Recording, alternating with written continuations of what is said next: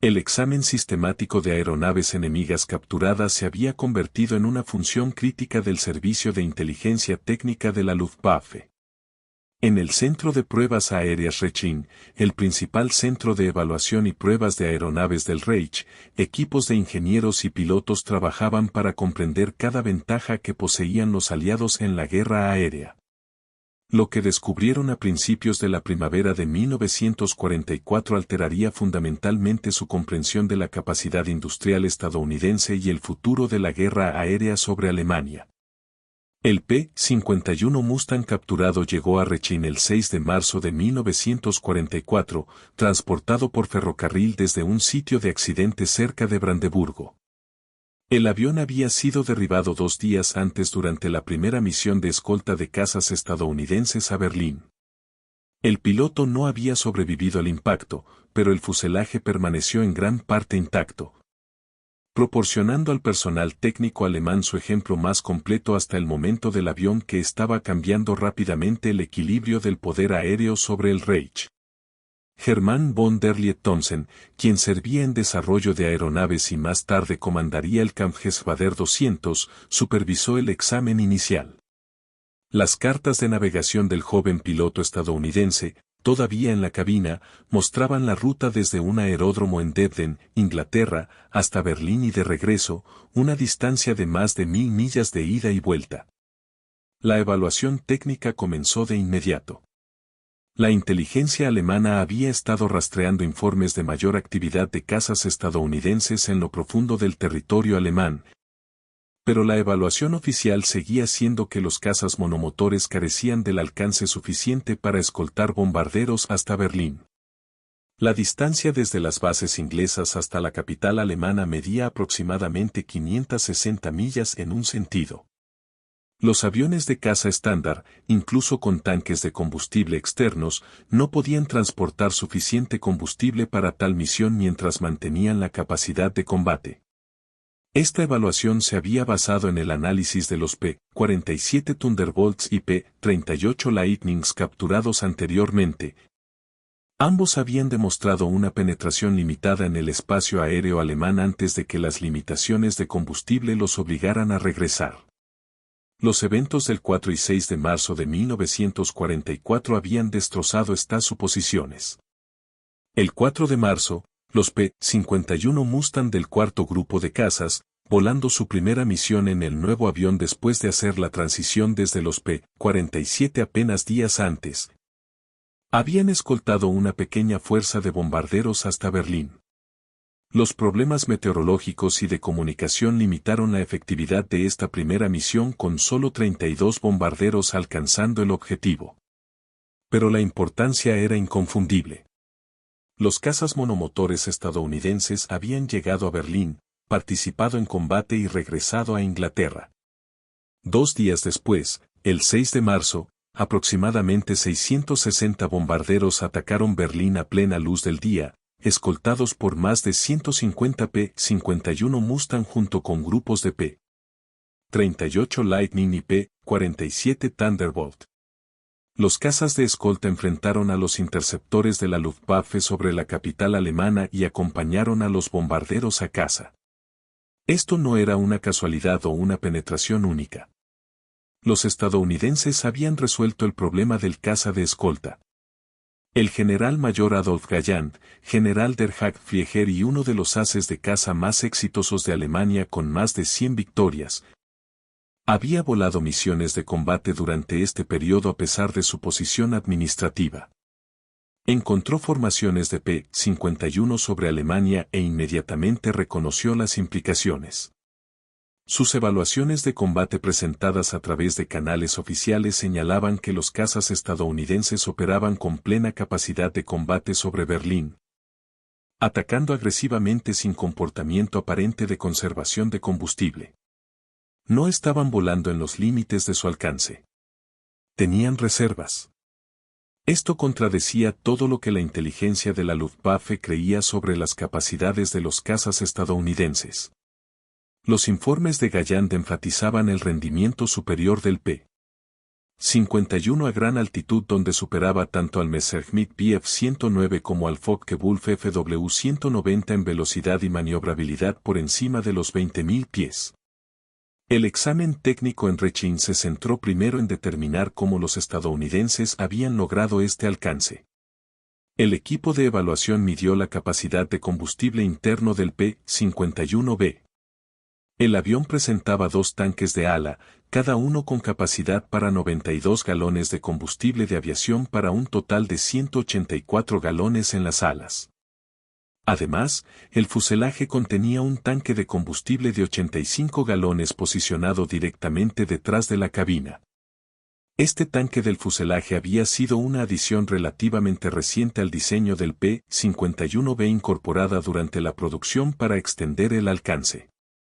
La capacidad total de combustible interno era de 269 galones. El motor Merlin construido por Packard, una versión producida bajo licencia del Rolls-Royce Merlin que había transformado el rendimiento a gran altitud del Mustang, consumía combustible a tasas que variaban con los ajustes de potencia. En configuraciones de crucero económico, el motor quemaba aproximadamente 60 galones por hora. A potencia de crucero normal, el consumo aumentaba a aproximadamente 75 galones por hora. Los ingenieros alemanes realizaron cálculos de alcance usando estas cifras. Con 269 galones de combustible interno y un consumo de aproximadamente 70 galones por hora en configuraciones de crucero, el P-51B podía volar durante aproximadamente 3.8 horas.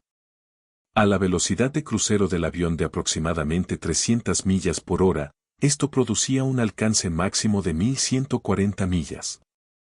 Esto era precisamente suficiente para llegar a Berlín desde las bases inglesas y regresar, pero apenas, sin reservas para operaciones de combate. Sin embargo, los informes de combate indicaban claramente que los cazas estadounidenses habían participado en combates aéreos prolongados sobre Berlín, a veces durando de 15 a 20 minutos antes de desengancharse y volar a casa. Las configuraciones de potencia de combate consumían combustible a tasas que excedían los 100 galones por hora. Tal gasto de combustible debería haber dejado al avión incapaz de completar el viaje de regreso. Los cálculos no explicaban lo que los pilotos alemanes estaban observando en combate. La respuesta se hizo evidente cuando el personal técnico examinó la estructura del ala del avión más cuidadosamente. El P-51B presentaba puntos de anclaje estandarizados bajo cada ala diseñados para acomodar almacenes externos. Estos puntos de fijación incluían conexiones de línea de combustible, indicando que estaban diseñados específicamente para tanques de combustible externos. Los tanques lanzables no eran un concepto nuevo. Los cazas alemanes los habían usado desde la Batalla de Inglaterra. El Bf 109 podía llevar un tanque lanzable de 300 litros. El FW 190 los empleaba regularmente para misiones de alcance extendido. Los tanques lanzables permitían a los aviones transportar combustible adicional externamente, luego desprender los tanques vacíos antes de entrar en combate para reducir el peso y la resistencia. Esta era una práctica estándar para todas las fuerzas aéreas. La pregunta no era si los estadounidenses estaban usando tanques lanzables, sino más bien qué capacidad tenían estos tanques y cómo los estadounidenses estaban produciendo suficientes para mantener el ritmo operacional. La búsqueda de tanques lanzables estadounidenses de las misiones de marzo comenzó de inmediato. Los oficiales de inteligencia trazaron puntos probables de lanzamiento basándose en las ubicaciones de enfrentamiento reportadas por los pilotos de la Luftwaffe. Los tanques lanzables típicamente se soltarían cuando se encontraran cazas enemigos ya que los almacenes externos reducían la maniobrabilidad y la velocidad. Equipos de búsqueda compuestos por personal de la Wehrmacht y voluntarios de las juventudes hitlerianas se dispersaron por el campo al noreste de Berlín buscando cualquier escombro de las batallas aéreas. En 3 días, varios objetos fueron recuperados de campos y bosques en la región. La mayoría eran fragmentarios, aplastados en el impacto o dañados por la caída. Pero 2 ejemplos llegaron a Rechin en condición relativamente intacta, habiendo aterrizado en suelo blando o trigo de invierno que amortiguó su impacto. Los tanques lanzables capturados revolucionaron la comprensión alemana de los métodos industriales estadounidenses. Los tanques eran cilíndricos, midiendo aproximadamente 108 pulgadas de longitud con un diámetro de aproximadamente 22 pulgadas en el punto más ancho. Los cálculos de capacidad indicaban que cada tanque contenía aproximadamente 108 galones estadounidenses, 400 litros. Dos tanques así proporcionarían 216 galones adicionales de combustible, extendiendo la capacidad total de combustible del P-51 a 485 galones. Con esta carga de combustible, el Mustang podía volar durante aproximadamente 6.7 horas a configuraciones de potencia de crucero, produciendo un alcance que excedía las 2.000 millas. Esto era más que suficiente para la misión de Berlín con reservas sustanciales de combate. Las matemáticas de capacidad de combustible ahora tenían sentido. Pero lo que capturó la atención inmediata de los ingenieros alemanes no fue la capacidad de los tanques, sino su construcción. Los tanques lanzables no estaban hechos de metal. Al pasar la mano por la superficie se revelaba una textura diferente al aluminio o al acero. La pintura plateada que cubría el exterior no podía disfrazar la naturaleza fundamental del material debajo. Cuando los ingenieros rasparon cuidadosamente una pequeña sección de la pintura cerca del cono de cola, encontraron múltiples capas de papel pesado, cada capa de quizás medio milímetro de grosor, comprimidas y laminadas juntas con un adhesivo resinoso. La construcción era sofisticada y con propósito. El cono de nariz y el cono de cola estaban formados por piezas superpuestas del material de papel presionadas en forma como papel maché. Cada pieza era visible como una ligera cresta donde se superponía con piezas adyacentes creando una textura festoneada. La sección central era sin costuras, envuelta alrededor de una forma cilíndrica en capas continuas. Los accesorios de combustible eran de latón, mecanizados con precisión y sellados adecuadamente. Al mirar a través de la tapa de llenado se revelaba un interior recubierto con lo que parecía ser una laca a base de celulosa diseñada para resistir los efectos corrosivos de la gasolina de aviación. Se trajeron especialistas en materiales alemanes para analizar la construcción del tanque en detalle. El papel fue identificado como papel Kraft fabricado mediante un proceso de pulpa química que producía fibras de celulosa excepcionalmente fuertes. Este era el mismo material utilizado para contenedores de envío de servicio pesado y embalaje industrial. El adhesivo resultó ser una resina de resorcinol formaldehído, un polímero termoestable que creaba enlaces más fuertes que el papel mismo cuando se curaba con calor. La laminación involucraba al menos 12 capas separadas de papel, cada una cuidadosamente orientada para proporcionar resistencia en múltiples direcciones. Se instalaron deflectores antichapoteo hechos de madera en el interior para evitar que el combustible se agitara durante las maniobras. Todo el proceso de construcción estaba claramente estandarizado y diseñado para la producción en masa. Más significativamente, el tanque vacío pesaba aproximadamente 80 libras en comparación con 65 a 75 libras para un tanque de metal comparable de menor capacidad. La construcción de papel no era significativamente más ligera que el metal, pero ofrecía otras ventajas. Las implicaciones fueron inmediatamente claras para el personal técnico en Rechin. Los estadounidenses estaban fabricando tanques de combustible con materiales no estratégicos. El papel y las resinas a base de madera no requerían aluminio, acero u otros metales que eran cada vez más escasos en las economías de guerra. El proceso de fabricación no requería equipos especializados de metalurgia, ni trabajadores metalúrgicos calificados, ni soldadura o conformado de chapa metálica. Estos tanques podían producirse en cualquier fábrica de papel o empaque con modificaciones relativamente simples al equipo existente. Estados Unidos tenía cientos de tales instalaciones.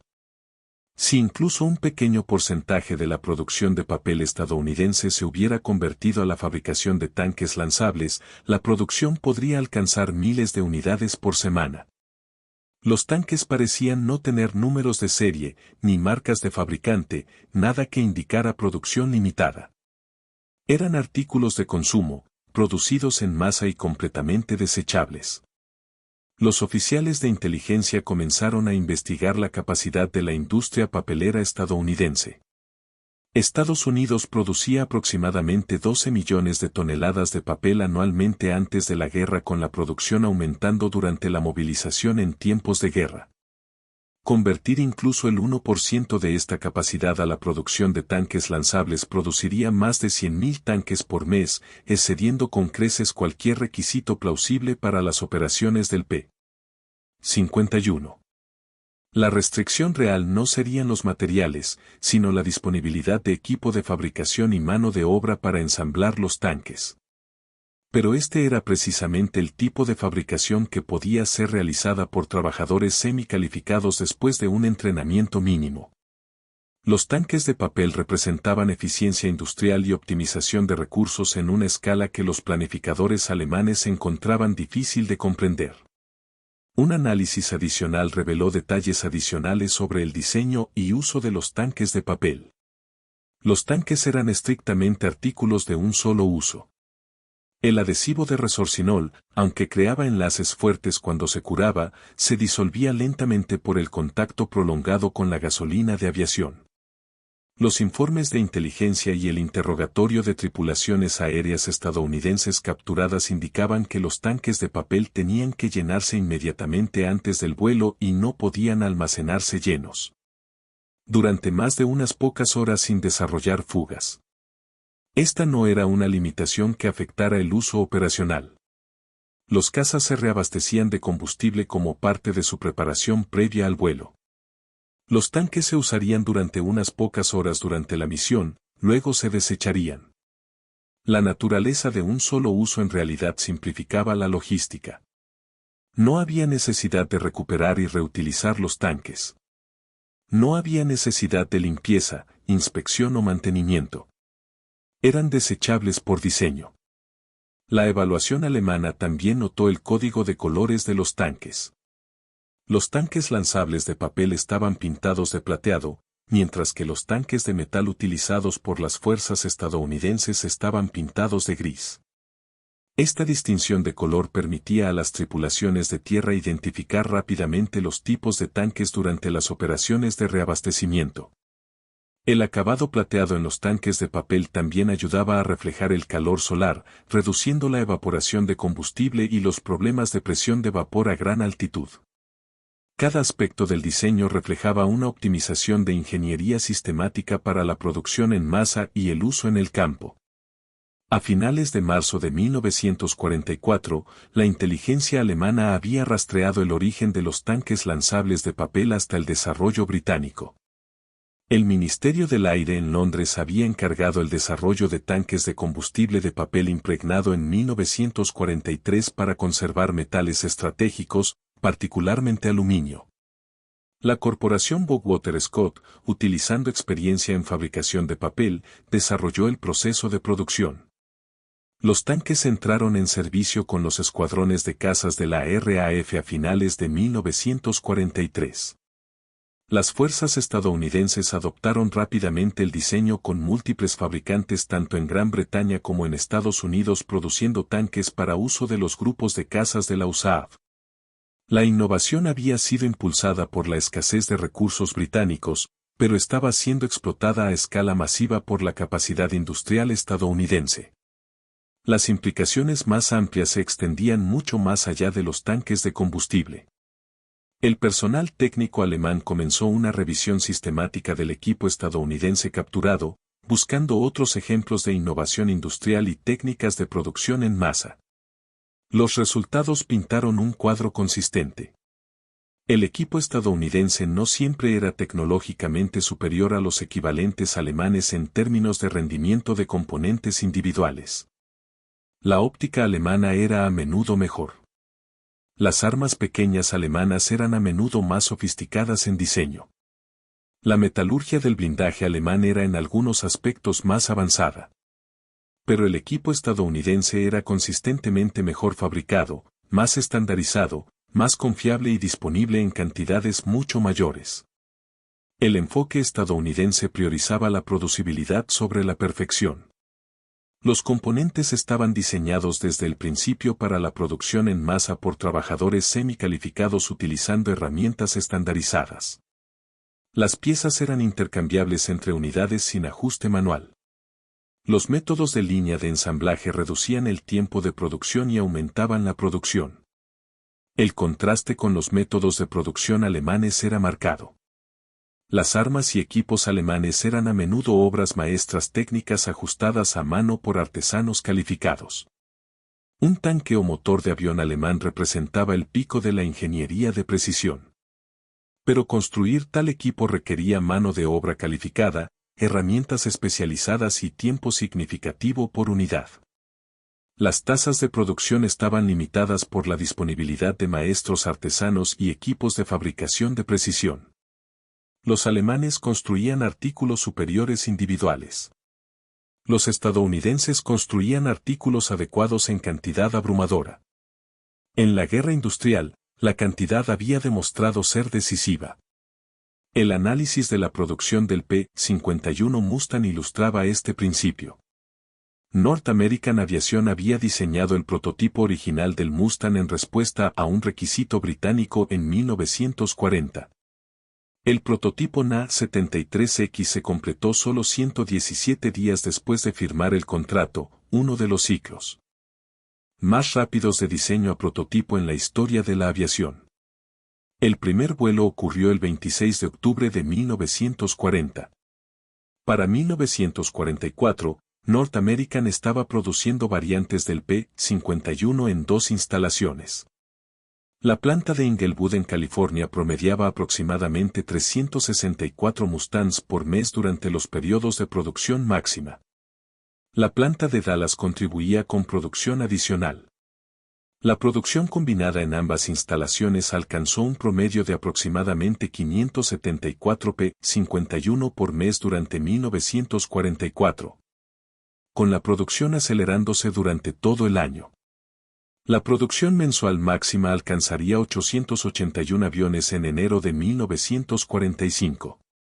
Cada P-51 requería aproximadamente 15.000 piezas individuales fabricadas por cientos de subcontratistas en todo Estados Unidos. Los motores Merlin construidos por Packard se producían en Detroit a tasas que excedían las 300 unidades por mes. El ensamblaje final de un P-51 requería aproximadamente 22.000 horas hombre de trabajo. Pero el sistema de línea de producción significaba que los aviones completados salían de la fábrica a intervalos de unas pocas horas. En máxima eficiencia, se completaba un nuevo Mustang aproximadamente cada 2 horas. La escala y eficiencia de este sistema de producción excedía cualquier cosa que Alemania hubiera logrado. Messerschmitt y Focke-Wulf combinados producían aproximadamente 600 casas por mes a principios de 1944. A pesar de operar bajo programas de prioridad de emergencia y utilizar trabajo forzado, la producción de aviones alemana no podía igualar la producción estadounidense. Las implicaciones de recursos eran igualmente aleccionadoras. La producción de aluminio estadounidense en 1944 alcanzó aproximadamente 1.25 millones de toneladas, equivalente a 2.5 mil millones de libras anualmente. Esto representaba un aumento masivo desde la producción de antes de la guerra de aproximadamente 164.000 toneladas en 1939. La producción de aluminio de Alemania, por el contrario, alcanzó su pico en aproximadamente 250.000 toneladas por año y estaba disminuyendo debido al bombardeo de las instalaciones de producción y la pérdida de fuentes de bauxita. Los estadounidenses tenían aproximadamente 10 veces la capacidad de producción de aluminio de Alemania. La decisión de fabricar tanques lanzables de papel en lugar de aluminio no fue impulsada por la escasez de metal. Estados Unidos tenía suficiente aluminio para producir cada tanque lanzable en metal si lo deseaba. Se eligió el papel porque era más barato, requería menos equipo de fabricación crítico, liberaba aluminio para otros usos y podía producirse más rápidamente con menos mano de obra calificada. Esto era optimización, no desesperación. El impacto psicológico de estas revelaciones se extendió a través de las comunidades técnicas y operacionales de la Luftwaffe. El tanque lanzable de papel se convirtió en un símbolo de la capacidad industrial estadounidense y la disparidad fundamental en recursos entre los combatientes. Los ejemplos capturados se exhibieron en sesiones informativas técnicas para el personal de la Luftwaffe.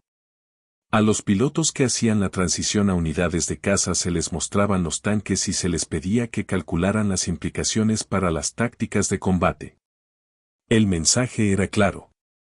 Los cazas estadounidenses ahora podían escoltar bombarderos en cualquier lugar de Alemania.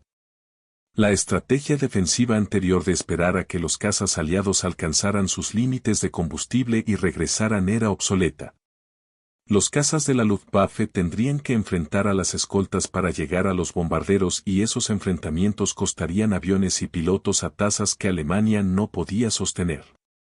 Galland proporcionó la evaluación operacional en conferencias con el liderazgo superior de la Luftwaffe durante la primavera de 1944. El P-51 era superior a los cazas alemanes por encima de los 20.000 pies, enfatizó repetidamente. Era más rápido que el Bf-109 a gran altitud y más maniobrable que el Fw-190. Con el alcance extendido proporcionado por los tanques lanzables, podía escoltar bombarderos durante todo su perfil de misión. Los cazas alemanes ya no podían atacar formaciones de bombarderos sin oposición después de que las escoltas aliadas regresaran. Cada intercepción ahora requería luchar a través de la pantalla de cazas. Las tasas de pérdida estaban subiendo constantemente. En enero de 1944, la Luftwaffe perdió aproximadamente 90 cazas mientras reclamaba aproximadamente 150 aviones aliados destruidos. Para febrero, las pérdidas alemanas habían aumentado a aproximadamente 160 aviones contra aproximadamente 230 pérdidas aliadas. La tendencia era clara e insostenible. Los estadounidenses y británicos podían reemplazar las pérdidas más rápido de lo que Alemania podía infligirlas. El verano de 1944 trajo el impacto total de la capacidad de cazas de escolta estadounidenses. La octava Fuerza Aérea realizó incursiones de penetración profunda casi diariamente cuando el clima lo permitía. Los Mustangs proporcionaban escolta continua desde Inglaterra hasta objetivos en toda Alemania y de regreso. Las pérdidas de cazas de la Luftwaffe aumentaron catastróficamente. En junio de 1944, se perdieron aproximadamente 350 cazas diurnos defendiendo el Reich. En julio, las pérdidas excedieron los 350 cazas monomotores solo en el oeste, representando una tasa de desgaste mensual del 31.2%. Agosto vio pérdidas similares con una tasa de desgaste del 36%. A estas tasas de pérdida, los pilotos experimentados estaban siendo eliminados más rápido de lo que podían ser reemplazados. Los pilotos de reemplazo que llegaban de las escuelas de entrenamiento tenían quizás 150 horas de tiempo de vuelo en comparación con 300 horas o más para los pilotos estadounidenses. Muchos pilotos de reemplazo alemanes tenían tan solo 30 horas en el tipo antes de ser asignados a escuadrones operacionales. La brecha de experiencia combinada con la inferioridad numérica y la presencia constante de escoltas P-51 hizo que las operaciones diurnas sobre Alemania fueran cada vez más mortales para la Luftwaffe. Galland presentó evaluaciones repetidas a Hitler y al liderazgo superior de la Wehrmacht durante este periodo. Su informe de septiembre de 1944 declaró la situación sin rodeos. La Luftwaffe no podía ganar la guerra aérea. Alemania carecía de los recursos, el combustible, los aviones y los pilotos entrenados necesarios para disputar la superioridad aérea aliada. Los estadounidenses podían reemplazar las pérdidas más rápido de lo que Alemania podía infligirlas. Su capacidad industrial estaba más allá de la capacidad de Alemania para contrarrestar a través de operaciones de combate. La única estrategia viable era conservar los recursos restantes para la defensa de objetivos críticos y esperar un acuerdo político antes del colapso completo. Los tanques lanzables de papel continuaron cayendo sobre Alemania durante finales de 1944 y hasta 1945. Los civiles alemanes aprendieron a reconocer las formas cilíndricas distintivas que yacían en campos y bosques. Los informes iniciales a veces los describían como bombas sin explotar, causando pánico local hasta que las autoridades militares los identificaban como tanques de combustible inofensivos. Se distribuyeron instrucciones a través de organizaciones de defensa civil explicando que los cilindros plateados que caían de los aviones aliados eran tanques de combustible vacíos, no armas. El impacto psicológico se notó en los informes de moral civil. La vista de aviones enemigos en el aire en tales números que sus estelas se entrecruzaban en el cielo, descartando casualmente tanques de combustible desechables, reforzaba el mensaje de que los aliados tenían recursos para desperdiciar mientras Alemania buscaba cada litro de combustible y cada kilogramo de aluminio. La inteligencia técnica continuó analizando el equipo estadounidense capturado durante 1944. Pero el enfoque cambió de comprender las capacidades a documentar la escala de la disparidad industrial. ¿Podría Alemania fabricar tanques lanzables de papel similares? La respuesta técnica era sí. La industria química alemana podía producir resinas adecuadas. Las fábricas de papel alemanas podían fabricar papel Kraft. El proceso de fabricación no era particularmente sofisticado. Pero la respuesta práctica era no. La industria química de Alemania ya estaba operando a máxima capacidad, produciendo caucho sintético, explosivos y otros materiales críticos. La producción de resina para artículos no esenciales no podía priorizarse. La industria del papel estaba totalmente comprometida con los requisitos militares para mapas, documentos y embalaje. Más críticamente, no había requisito operacional para tanques lanzables de alcance extendido. A finales de 1944, la escasez de combustible estaba dejando en tierra grandes porciones de la Luftwaffe. El entrenamiento de pilotos se redujo a niveles mínimos. Las salidas operacionales estaban limitadas por la disponibilidad de combustible en lugar de la disponibilidad de aviones. Construir tanques lanzables para extender el alcance no tenía sentido cuando apenas había suficiente combustible para operaciones defensivas locales. La ironía era marcada y amarga para los planificadores alemanes. Los estadounidenses habían resuelto el problema del alcance de los cazas con tanques de combustible de papel exactamente en el momento en que los cazas alemanes estaban en tierra por escasez de combustible. Diferentes problemas, diferentes bases industriales, diferentes resultados. Los estadounidenses tenían más de todo, más aviones, más combustible, más pilotos, más aluminio, más capacidad industrial y suficiente capacidad excedente para optimizar soluciones como los tanques lanzables de papel. Alemania estaba luchando una guerra de escasez contra un enemigo para quien la escasez no era una limitación. Para enero de 1945, el resultado de la guerra estaba fuera de toda duda.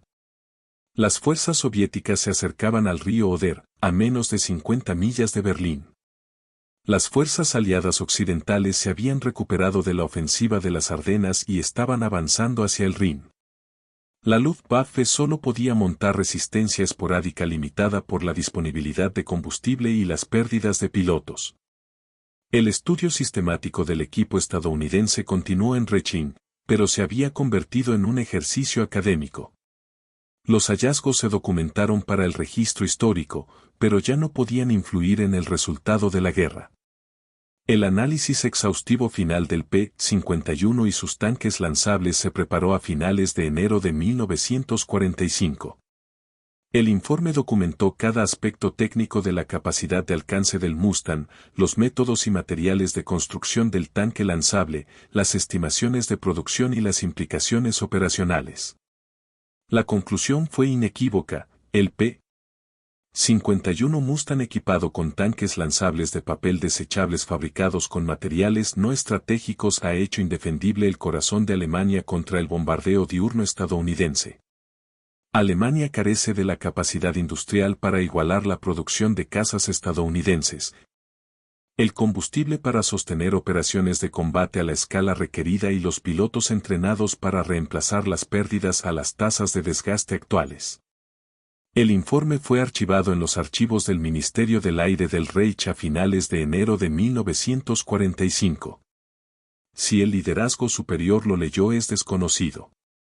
Para entonces, los informes técnicos que analizaban las capacidades estadounidenses simplemente confirmaban lo que la realidad del campo de batalla ya había demostrado. La Luftwaffe, que había dominado los cielos europeos en 1940, se redujo a salidas desesperadas ocasionales a principios de 1945, acumulando combustible precioso para misiones que no podían cambiar la situación estratégica. Los cazas estadounidenses vagaban libremente sobre Alemania, atacando objetivos de oportunidad, escoltando bombarderos, estableciendo una supremacía aérea completa. Cada tanque lanzable de papel que caía de los aviones estadounidenses era un recordatorio de la disparidad industrial que había decidido la guerra aérea. La exhibición de junio de 1944 en Rechín había mostrado aviones aliados capturados al personal de la Luftwaffe, incluyendo múltiples ejemplos del P-51 Mustang junto con bombarderos B-17 y B-24, P-38 Lightnings, bombarderos Lancaster, cazabombarderos Mosquito, cazabombarderos Tifón y varias variantes de Spitfire. Miles de pilotos de la Luftwaffe y personal de tierra recorrieron la exhibición, examinando el equipo enemigo de primera mano. Los tanques lanzables de papel se exhibieron prominentemente con diagramas técnicos que explicaban su construcción e implicaciones de alcance. La exhibición sirvió como herramienta educativa y verificación de realidad aleccionadora. El personal alemán podía ver la calidad del equipo aliado, la estandarización de componentes, la evidencia de capacidad de producción masiva. La escala abrumadora de la movilización industrial aliada se hizo tangible a través de los ejemplos físicos del equipo que enfrentaban en combate diariamente.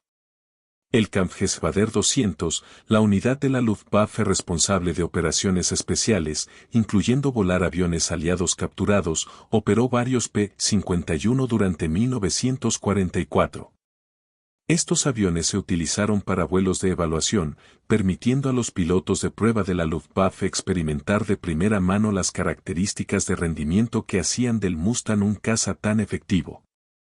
Los informes de los pilotos del KG-200 notaron consistentemente la excelente visibilidad del P-51 desde la cabina, particularmente en el modelo P-51 de posterior con su cúpula de burbuja.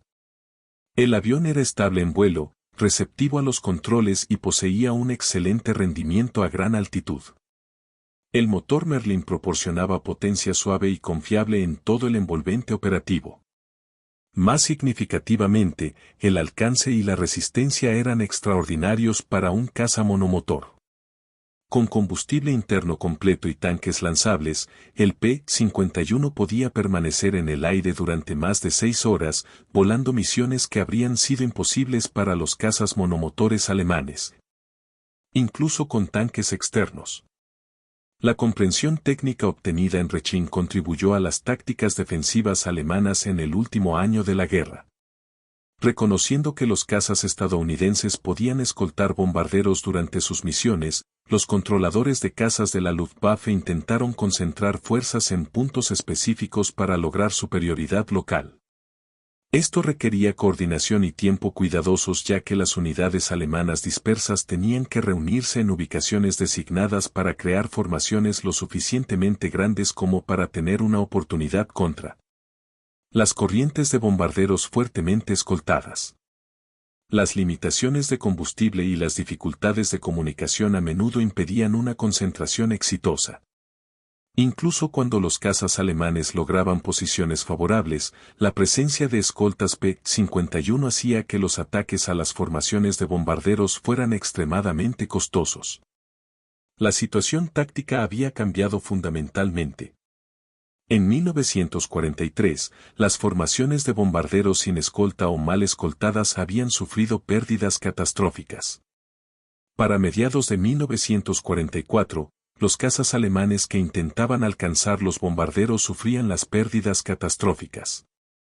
Los propios tanques lanzables de papel se convirtieron en artículos de colección después de la guerra. Muy pocos ejemplos sobrevivieron intactos, ya que la mayoría fueron destruidos en el impacto o aplastados deliberadamente por las tripulaciones de tierra aliadas para evitar su reutilización por las fuerzas enemigas. La naturaleza desechable de los tanques significaba que tenían poco valor intrínseco. Los pocos que sobrevivieron se convirtieron en artefactos de museo y curiosidades históricas. El Museo Nacional del Aire y el Espacio en Washington mantiene varios ejemplos en su colección, exhibidos junto con los aviones P-51 Mustang a los que estaban diseñados para servir. Los letreros informativos señalan la construcción de papel craft laminado impregnado con resina fenólica, la fabricación por compañías como Bowater Scott y la capacidad de 108 galones estadounidenses. Los letreros típicamente no mencionan que los ingenieros alemanes pasaron semanas analizando estos tanques, calculando sus implicaciones y entendiendo a través de ellos la escala completa de la superioridad industrial aliada. La historia preservada en informes técnicos y entrevistas de posguerra revela el impacto psicológico en el personal técnico alemán. No estaban analizando un arma superior. El tanque lanzable de papel no era una tecnología avanzada. Era de hecho un diseño deliberadamente simplificado usando materiales no críticos.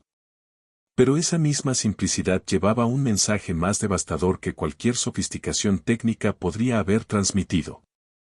Los aliados tenían una capacidad industrial tan abrumadora que podían permitirse optimizar diseños para la producción en masa en lugar del rendimiento. Podían fabricar tanques de combustible de papel porque tenían papel ilimitado, resina ilimitada, capacidad de fabricación ilimitada y combustible ilimitado para poner en los tanques. La optimización no fue impulsada por la escasez, sino por la eficiencia. Alemania estaba luchando contra un enemigo que no estaba improvisando desesperadamente con materiales sustitutos. Estaban luchando contra un enemigo tan rico en recursos que la sustitución era una elección hecha por eficiencia, no una necesidad impuesta por escasez. Los interrogatorios de posguerra del personal de la Luftwaffe regresaron consistentemente a este tema. Cuando se les preguntó cuándo entendieron por primera vez que Alemania perdería la guerra. Muchos miembros del personal técnico y oficiales superiores citaron la primavera temprana de 1944 como el punto de inflexión. La llegada de escoltas de cazas de largo alcance sobre Berlín marcó un cambio decisivo en el equilibrio estratégico. Hermann Göring, interrogado después de la guerra, reconoció que los cazas de largo alcance habían asestado un golpe estratégico importante a la planificación defensiva alemana y estaban entre los factores más decisivos en el resultado final de la guerra aérea.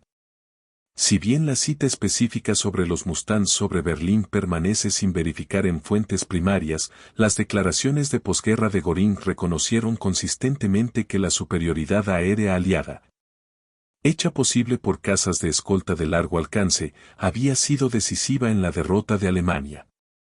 Las lecciones técnicas aprendidas por los ingenieros alemanes que examinaron los P-51 capturados y sus tanques lanzables contribuyeron al desarrollo de la aviación de posguerra. Muchos de estos ingenieros emigraron a Estados Unidos o trabajaron con servicios de inteligencia técnica aliados después de la guerra. Su comprensión detallada de los métodos de producción estadounidenses y la filosofía de diseño influyó en su trabajo posterior. El énfasis en la estandarización, la intercambiabilidad de piezas y el diseño para la manufacturabilidad se convirtió en práctica estándar en el desarrollo de aviones de posguerra. El tanque lanzable de papel en sí se convirtió en un estudio de caso en innovación industrial en tiempos de guerra, enseñado en escuelas de ingeniería y colegios militares como un ejemplo de cómo la optimización de recursos y la producción en masa podían proporcionar ventaja estratégica. El P-51 Mustang continuó en servicio con varias fuerzas aéreas durante décadas después de la Segunda Guerra Mundial. El avión vio combate extenso en la Guerra de Corea, sirviendo principalmente en roles de ataque terrestre y apoyo aéreo cercano. El excelente alcance y resistencia que lo habían convertido en un caza de escolta excepcional en Europa demostraron ser igualmente valiosos en el entorno operativo muy diferente de Corea. Los P-51 permanecieron en servicio de primera línea con algunas fuerzas aéreas hasta principios de la década de 1980, testimonio de la solidez del diseño básico. Se produjeron más de 15.000 Mustangs durante e inmediatamente después de la guerra, convirtiéndolo en uno de los cazas estadounidenses más numerosos de la época. Hoy, más de 100 P-51 permanecen en condiciones de vuelo, mantenidos por coleccionistas y museos en todo el mundo. La vista de un Mustang en vuelo, a menudo todavía con las marcas distintivas de las unidades de guerra, sirve como recordatorio del papel del avión en el establecimiento de la supremacía aérea aliada sobre Europa. La importancia histórica más amplia del P-51 y sus tanques lanzables de papel se extiende más allá de su impacto táctico y operacional. Representan un estudio de caso en guerra industrial y la importancia de la capacidad de producción en el conflicto moderno. La Segunda Guerra Mundial se decidió no principalmente en el campo de batalla, sino en las fábricas.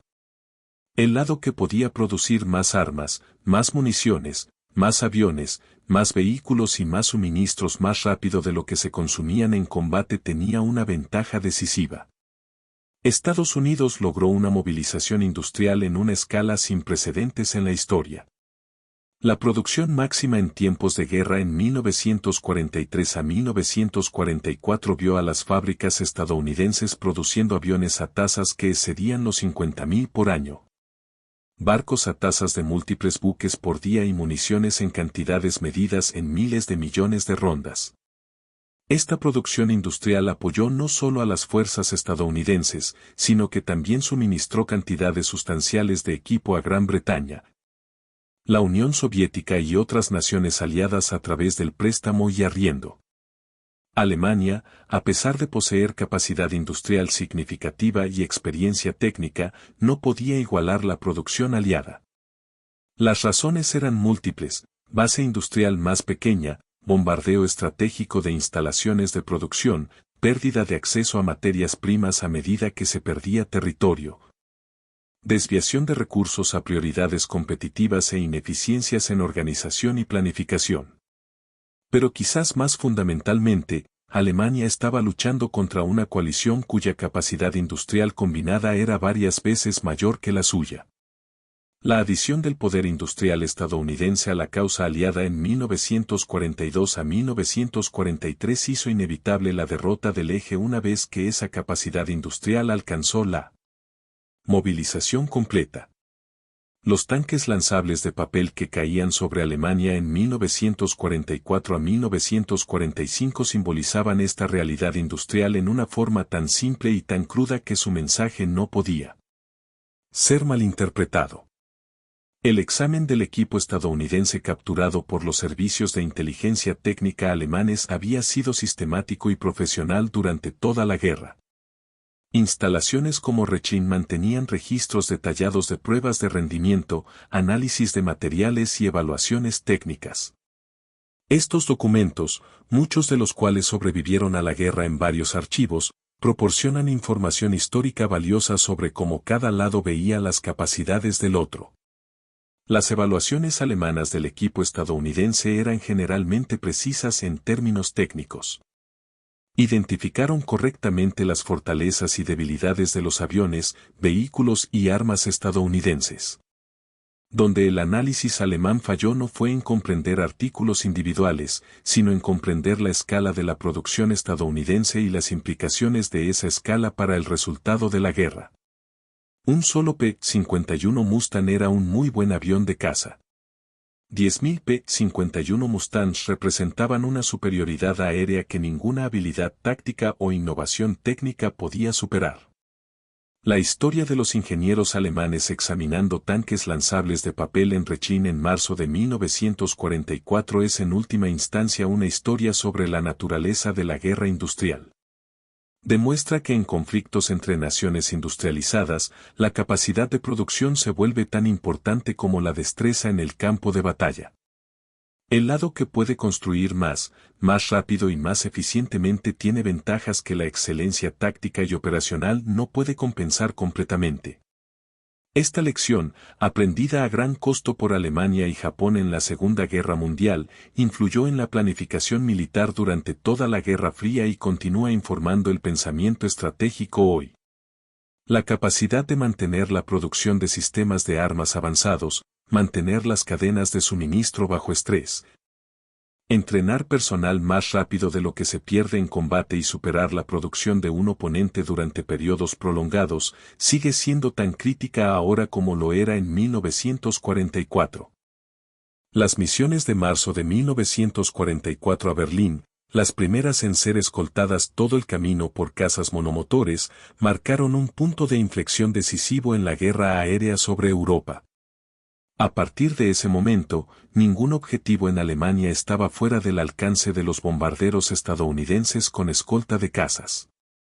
La campaña de bombardeo sistemático podía proceder con pérdidas que, aunque todavía significativas, eran sostenibles. La producción de guerra alemana quedó bajo presión creciente, plantas de combustible sintético, fábricas de rodamientos de bolas, instalaciones de producción de aviones y redes de transporte. Todos se convirtieron en objetivos que podían ser atacados repetidamente con escolta de cazas durante toda la misión. El efecto cumulativo de esta campaña, combinado con los avances soviéticos desde el este y los avances aliados desde el oeste y el sur, provocó la derrota de Alemania 14 meses después de que los primeros P-51 llegaran a Berlín. Los tanques lanzables de papel sirvieron durante todo este periodo final de la guerra. La producción continuó hasta 1945 con miles fabricados cada mes. Los tanques fueron utilizados no solo por los P-51 Mustangs, sino también por los P-47 Thunderbolts y P-38 Lightnings, extendiendo el alcance de todos los tipos de cazas estadounidenses. Los cazas británicos también usaron tanques de papel extensivamente. Los escuadrones de Mustang de la Royal Air Force los emplearon para misiones de largo alcance sobre la Europa ocupada y Alemania. La eficiencia de la producción de tanques de papel liberó aluminio y acero para otros usos mientras proporcionaba la extensión de alcance necesaria para operaciones estratégicas. Esta optimización de recursos, igualando los métodos de producción a los requisitos y priorizando la eficiencia sobre la tradición, ejemplificó el enfoque industrial que caracterizó las operaciones aliadas durante toda la guerra. Hoy, los historiadores que estudian la guerra aérea sobre Europa reconocen múltiples factores que contribuyeron a la victoria aliada: superioridad numérica en aviones y pilotos, ventajas tecnológicas en áreas como radar y comunicaciones, bombardeo estratégico de la industria e infraestructura alemana, y el efecto cumulativo de operaciones de combate sostenidas que agotaron los recursos alemanes más rápido de lo que podían ser reemplazados. El P-51 Mustang y sus tanques lanzables de papel fueron elementos importantes en esta campaña multifacética, pero no el único factor decisivo. La guerra aérea se ganó a través de los esfuerzos combinados de múltiples tipos de cazas, fuerzas de bombarderos, producción industrial, entrenamiento de pilotos, recopilación de inteligencia, innovación táctica y compromiso sostenido de recursos. El tanque lanzable de papel representa un componente de este esfuerzo mayor, notable porque simboliza tan claramente las ventajas industriales que subyacían al éxito aliado. Los archivos técnicos mantenidos en Rechin documentaron las capacidades estadounidenses con precisión profesional. Los ingenieros alemanes registraron especificaciones, datos de rendimiento, métodos de construcción y estimaciones de producción con la minuciosidad característica del trabajo técnico alemán. Estos registros, preservados en varios archivos, incluido el Bundesarchiv, proporcionan a los historiadores evaluaciones contemporáneas detalladas del equipo aliado visto a través de ojos alemanes. Leer estos documentos hoy con el beneficio de la retrospectiva histórica y el acceso a los registros estadounidenses revela que el análisis técnico alemán era en gran parte preciso. Entendieron correctamente las capacidades estadounidenses. Lo que no pudieron cambiar fue la realidad estratégica que representaban esas capacidades. Comprender que un enemigo posee ventajas abrumadoras no proporciona los medios para contrarrestar esas ventajas cuando están arraigadas en disparidades fundamentales de capacidad industrial y disponibilidad de recursos. El legado del tanque lanzable de papel se extiende más allá de su uso en tiempos de guerra. Sirve como recordatorio de que las soluciones efectivas no necesitan ser sofisticadas o técnicamente impresionantes. Un tanque hecho de papel pegado, diseñado para un solo uso, fabricado con materiales no críticos, representaba una solución apropiada al problema específico de extender el alcance de los cazas. Era lo suficientemente bueno para la misión. Este principio, diseñar soluciones que sean adecuadas para el propósito en lugar de perseguir la perfección técnica, se convirtió en un concepto fundamental en la ingeniería de sistemas moderna. La mejor solución no siempre es la más sofisticada. La mejor solución es la que cumple con los requisitos mientras es fabricable en las cantidades necesarias dentro del tiempo disponible usando recursos accesibles. Esta lección, enseñada por los tanques lanzables de papel que caían sobre Alemania, sigue siendo relevante en aplicaciones militares y civiles hoy. El avión que transportaba esos tanques lanzables, el P-51 Mustang, se erige como uno de los diseños de caza más exitosos en la historia de la aviación. Su combinación de alcance, rendimiento, confiabilidad y producibilidad lo convirtió en un caza de escolta ideal para la campaña de bombardeo estratégico. El éxito del Mustang resultó de múltiples factores: el fuselaje aerodinámicamente eficiente diseñado por el equipo de ingeniería de North American Aviation dirigido por Edgar Smoot, el motor Merlin potente y confiable. La adición del tanque de combustible del fuselaje que extendió el alcance y la disponibilidad de tanques lanzables que empujaron el radio operacional más allá de las 800 millas. Ningún elemento único creó la efectividad del Mustang. Fue la integración exitosa de todos estos componentes, respaldada por la capacidad industrial para producirlos en cantidad, lo que hizo del P-51 el caza de escolta decisivo de la guerra aérea europea. 80 años después de los eventos de marzo de 1944, las lecciones siguen siendo instructivas. El examen del equipo capturado por ingenieros alemanes en Rechin reveló no solo detalles técnicos sino realidades estratégicas. Los tanques lanzables de papel demostraron que Estados Unidos poseía capacidad industrial más allá de la capacidad de Alemania para igualar, que la ingeniería estadounidense enfatizaba soluciones prácticas sobre el perfeccionismo técnico y que los aliados tenían recursos suficientes para optimizar la eficiencia en lugar de hacer sustituciones desesperadas. Estas revelaciones, que llegaron en marzo de 1944 cuando el resultado de la guerra aún no era cierto pero la trayectoria era cada vez más clara, proporcionaron al personal técnico alemán una comprensión clara de los desafíos que enfrentaban. Esa comprensión no podía cambiar el resultado. La derrota de Alemania fue determinada por factores más allá del control de los ingenieros en las instalaciones de prueba.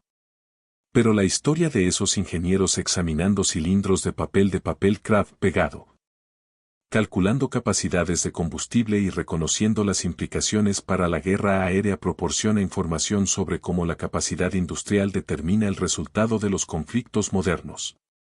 La guerra terminó en mayo de 1945. La campaña de bombardeo sistemático habilitada por escoltas de cazas de largo alcance, incluido el P-51 Mustang, había contribuido significativamente a la derrota de Alemania. La producción industrial había sido interrumpida. Las redes de transporte estaban devastadas. Los suministros de combustible estaban agotados. La Luftwaffe se redujo a una fuerza simbólica. Estos resultados resultaron de muchos factores operando durante varios años, pero la capacidad de escoltar bombarderos durante sus misiones sobre Alemania, hecha posible por cazas como el P-51 que transportaban tanques lanzables, incluidos los hechos de papel, estuvo entre los elementos decisivos. Los propios tanques lanzables de papel, los que sobrevivieron, se convirtieron en artefactos históricos.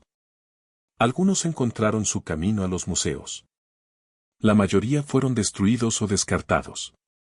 Su importancia no radica en los objetos mismos, sino en lo que representaban: capacidad industrial aplicada con propósito estratégico, tecnología apropiada resolviendo problemas específicos, y la ventaja decisiva de la capacidad de producción abrumadora en la guerra moderna. Esa historia, preservada en informes técnicos de Rechin y otros archivos, continúa informando la comprensión de la Segunda Guerra Mundial y la naturaleza del conflicto industrial.